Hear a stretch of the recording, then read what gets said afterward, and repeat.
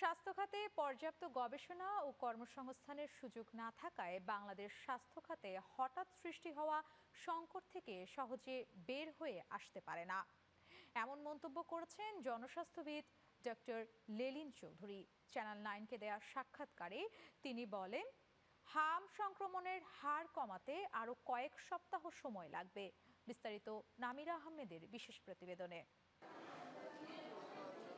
করোনার মহামারীর পর জনস্বাস্থ্য নিয়ে দেশে আবারও আতঙ্ক সৃষ্টি হয়েছে। মার্চের শুরুতে হামের সংক্রমণ দেখা দেওয়ার পর 2 মাসে সেটা ভয়াবহ রূপ নিয়েছে। এ পর্যন্ত হামে সারা দেশে মৃত্যুর সংখ্যা 300 ছাড়িয়েছে। প্রতিদিন গড়ে 8 থেকে 10 জন শিশুর মৃত্যু হচ্ছে হামে। জনস্বাস্থ্যবিদ ডাক্তার লেলিন চৌধুরীর মতে, পর্যাপ্ত গবেষণার ভিত্তিতে সময় উপযোগী ব্যবস্থার অভাবে দেশে বারবার স্বাস্থ্য খাতের সংকট দেখা দেয়। গবেষণা না চলা মানে চিকিৎসা এবং স্বাস্থ্য সেবায় আমরা এগুচ্ছি না। আমাদের দেশের মানুষের এবং রোগীদের শারীরিক স্বাস্থ্য, মানসিক স্বাস্থ্য এবং মনোদৈহিক স্বাস্থ্যের উপর একটি নেতিবাচক প্রভাব পড়ে।